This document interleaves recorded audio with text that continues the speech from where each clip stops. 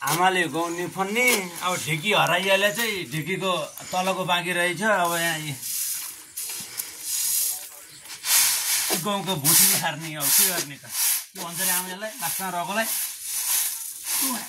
टुँडा गहुँका टुँडा ढिकीमा कुटिन्थ्यो। ढिकी सिकी हरायो ढिकीको लास्टको बचिया रहेछ। अब यसैले झ्याम देसी टुँडा पर गहुँ जति बल्ल फर्क्याउने।